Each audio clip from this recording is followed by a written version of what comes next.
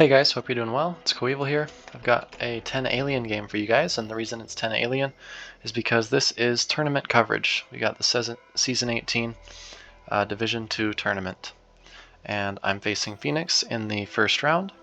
This is going to be OA, but he withdrew, so Phoenix is his replacement, and we're just going to jump right in. Like I said, this is the first round of the Division 2 tournament.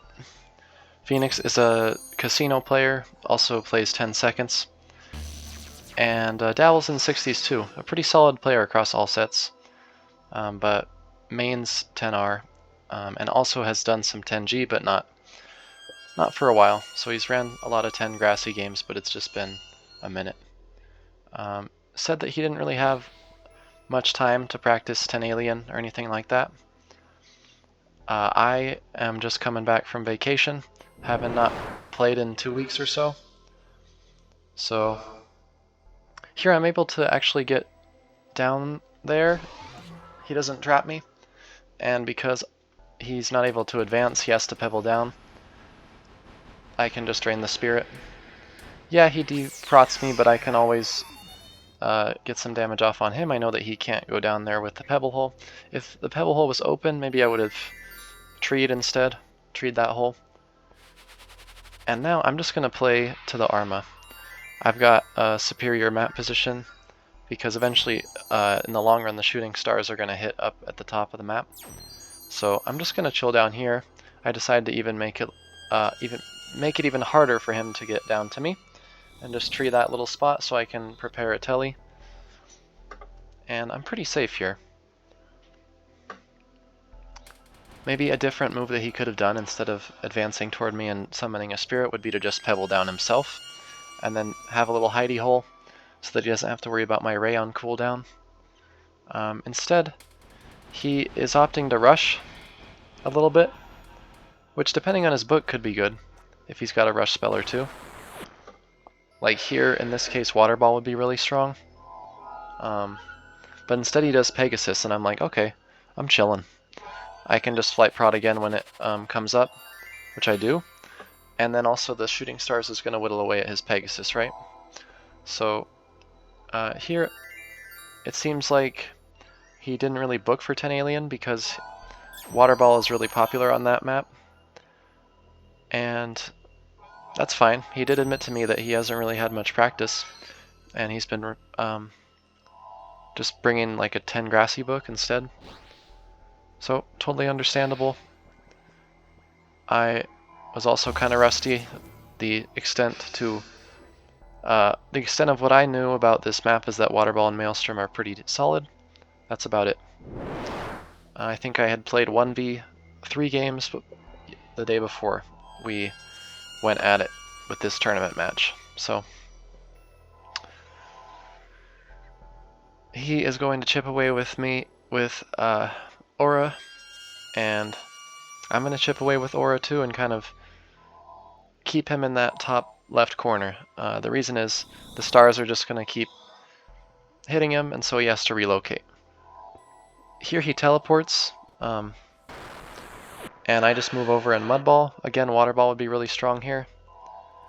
Well, maybe, I don't know, maybe I could respond with a Mega in that situation. But that teleport that he did, it would be a lot more oppressive if he had a Blood Bank out. One thing that I've noticed in playing games with Slim Bill or Cornflake, who has been covered before on my channel, if you guys haven't seen him, look him up on YouTube and you'll see some of our games. Or maybe not some of our games, but some games that I've covered on this channel from him. Maybe one? I don't know if there's more than that. But one thing that I've learned in playing him is that Blood Bank plus Snowball on this map is really shitty to face. Because you get your bank out, and let's say you summon it in like a pretty unkillable spot, like it's in a hidey hole or it's like, you know, shielded from rays or whatever. Then if your opponent can't kill it very easily, or it takes like several turns to kill, you lose a lot of tempo, then they're able to make that up in damage. So if you take the time to kill the bank, then you're at 150 instead of 250, so you're down 100 health. And if you don't take the time to kill the bank, then when the time is right, your opponent can just teleport to you pretty much anywhere, and oh, they teleported to me. You just tree. Okay, well they can just water ball through the tree or flash out. Okay, you double drain. They just snowball you in response, and they're gonna gain a lot of health because their blood bank is alive. And then they just snowball spam, water ball spam, and just win the game, right? So that can be super oppressive. Get your bank out early in an unkillable spot. Sometimes the map gen doesn't favor you, and it's really tough to come back, and you just get thrashed. Here, he goes with the portal, so I know that he's got portal. Seems like a generic 10G book with Pegasus, which can be viable on this map for sure. But water ball is just so nice to have, at least in the flight books. In flightless, it's pretty good too. So I'm just gonna make a little bit more space so that I can hide from the aura when he casts it again. And this is just kind of a game of zoning your opponent, which that means controlling where they have to go and then using spells. Like I want to encourage my opponent to go down lower, then I cast Maelstrom. I want to trap them so that I can cast Aura. I want to confine them in like a zone either at the top of the map or the sides of the map where the arm is going to hit them, right? So that's kind of what zoning means. And on this map it's very popular because you can see kind of how the Arma works.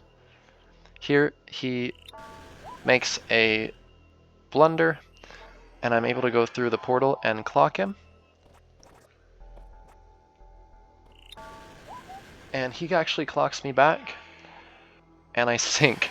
So he actually he made a blunder, and then I said, oh, I'm going to take advantage of that, and then I blundered back with my positioning. Maybe I could have positioned a bit better to avoid that. But that's a really subtle thing. You only have 10 seconds to do. So here I'm on the back foot a little bit then, but I'm okay. Like, not even really on the back foot. We're just both stuck in this middle map situation. And here, what's the plan? Well, you just make space for when the aura comes, you can avoid it. When the Maelstrom comes, you can avoid it. Although I know in this case he doesn't have Maelstrom. Maybe I want to get a Spirit out, because in the event that he portals me, then, you know, I can get the Spirit out, basically, and put it in front of the portal, inside the portal. So I make another blunder, and I clock myself with 2 of the cogs, and then I actually go outside the portal, which is pretty shitty. So I'm down quite a bit now. Here he can just tower out, and I have to teleport away, I think? No, he's going to block the portal, which is a great move. So here, I'm thinking I have to teleport, and the portal is being used, so he can't get to me. I decide to go inside the tree, and it's still looking a bit dicey, because now he has access to the portal, which when you can control a portal, you can really do a lot in a game. I'm thinking maybe I can drain to get up some health with that tree there, and also block the portal, so kind of kill 2 birds with 1 stone. Block the portal, get some health. He actually allows a double drain here, but I think he chose a little bit of a passive direction. But maybe he's waiting for his flight prot to come off cooldown. If I'm him, I would flight prot as soon as possible so that I can push through the portal. Because, you know, 1 drain or flash will allow him to get through the portal. Oh, excuse me. So, you know, maybe treeing me and then getting through the portal is a good idea. Just making some incremental progress. Here I'm able to zone him out of this nice middle map area, but he portal grabs me back, which is nice. And you'll notice the cheeky thing with the portal grab is that like when I come back through the portal, the center of my Arcanist is in the center of the portal, so I actually hit the aura. The side of my back hits the aura, so he gets another 15 damage on me, which is nice. So that's a good play, because in a slow set like 10 Alien, where you're just like hiding and stalling until turn 40, 15 damage here, 15 damage there is really important, right, to get. May not seem like a lot, but, you know, in the long run, it can be pretty important. So here I'm thinking I'm okay. I'm not perfect or great or anything, but I don't know, maybe I can make some space here. Again, prepping for when his aura's off cooldown, I can run away. And that's what I'm going to do, and maybe my prot's back up, I think? Yeah. So you can see, it's just kind of a game. This is a generic versus generic kind of style of play. And it's just a game of kind of cat and mouse, right? He actually goes for a great move there. I didn't see it. I actually, in the game, I forgot about the portal, which is kind of funny. So, oh, I go for a risky Mega Boulder lob. If that fails at all, I'm just fucked. Like, if it hits me and then I don't get sent back into the portal, like, that was super clutch. Here, I don't know if I have Pebble or not. I think I do in this mix. Yeah, I do. So, I go through the portal again, and then he gets ticked further down. He can't really go for a Mega Boulder here. The reason being, he will just die. And actually, the shooting stars kill him, and I ray him to get the win. So this is just game 1. This is a best of 3. So I'm going to go ahead and play the second game, which is something I should have mentioned earlier. So let's get this one up, and we'll see what happens. So at this point, I knew that he's bringing Portal, so I made one spell change, and that spell change was Pegasus. Excuse me. So I added Pegasus, and the reason for that was I just thought that I could block portals, right? It could block portals really well. So, interestingly, what I've also found in playing Cornflake quite a bit just today, you know, it's not over an extended period of time, but today's Sunday. On Sunday, today, I played Cornflake a lot, and I found that teleporting to the bottom of the map turn 1 isn't really that great, because I teleport to the bottom of the map, and then he trees me, I flash out, he auras me, and then, you know, I hide and I flight prop, but he still just pressures with pebbles and water ball, and I feel like I'm down in some tempo. So sometimes it didn't quite work out for me to teleport down turn 1. You have to be careful about how you use your how you play your early game, which I think is where I most struggle with in this setting. So I go for a reposition there, and I actually Q.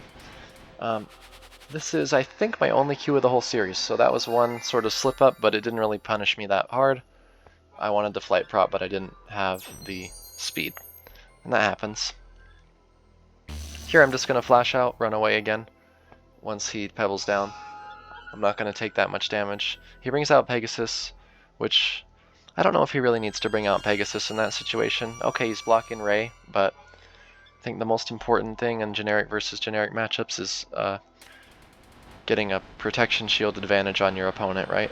And then getting that spell on cooldown so you can use it again in a couple turns, right? And then you just snowball your advantage. You get to 100, 150, and meanwhile your opponent's at 50, 100, right?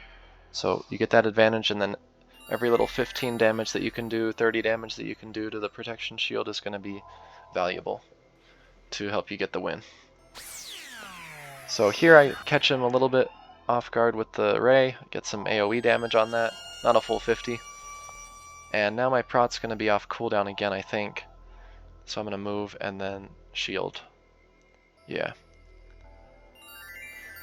So it's just kind of a cat and mouse game of maneuvering in this setting, at least with the books that we have, the flight books.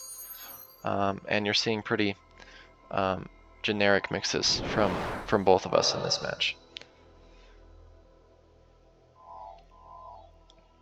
Here he's going to block the Ray again.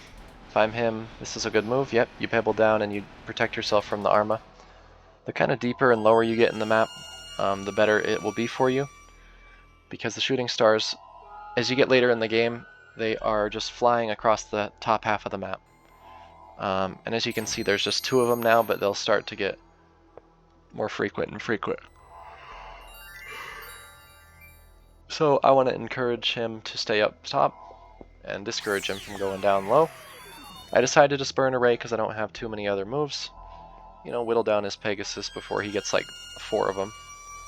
So, not a terrible play. I'm going to move some of my minions, and also I know that the arm is going to help me whittle down the Pegasus too, so I have that in my back pocket. And let's see here. He is going to push, and let's see, is that a good play? 60 prot. I think it's a fine play, but because I know he doesn't have Water Ball or anything, like Water Ball might be good here because I don't really have a way to get up top. And he actually Qs there. That'll happen. And I was able to get a Mega Boulder off. Maybe he didn't have a tower, or he forgot to cancel his flight and just messed up the timing. So these things happen in 10 Alien. I queued a little bit earlier, but that one just happened to be a little bit more punishing. Well, rather a lot. So I get that Mega Boulder off, and he's still in the game though. Like, he can just run away tower. Yeah, he's down like some health, but that really won't like manifest itself in the next 5 turns unless I get a moment to go and push him and like throw another Mega Boulder or clock at him. But while he's towered, I can't. I have to go back on the defensive a bit. And this isn't really defensive, but my plan was, okay, build your flight prot and then push. So that's kind of the name of the game in this mode. And in a lot of TENS modes, you want to build your prot and then push. You may think, oh, it's defensive. Well, you're preparing yourself to go on the offensive, right? So I've got a superior map position again. I'm going to try to take control of this bottom area. And again, this is a moment where, like, let's say he had a flight book with Blood Bank and Snowball. He gets a bank out and he can like basically teleport to me and then cast Snowball. The one counter to it is if you can withstand the early few turns and get a couple of protection shields out, the bank won't heal from health that is a protection shield. So like if you have a 70 health protection shield and the Snowball does 60 of that damage and your protection shield goes down to 10, it was all damage to the protection shield, so the user doesn't actually heal anything. Same thing in towers, you don't heal any damage from hurting towers when you have a blood bank out. So now I am winning the prop battle, which is good, so I think I'm in a pretty solid position here. I'm just going to bring out my Pegasus. Like I said, I swapped that spell out so that I could have a nice counter to portals. So whenever he brings out the portal grab, I can put my Pegasus in the way. And, I don't know, maybe drain it or something like that. Or just run away and stack another protection shield.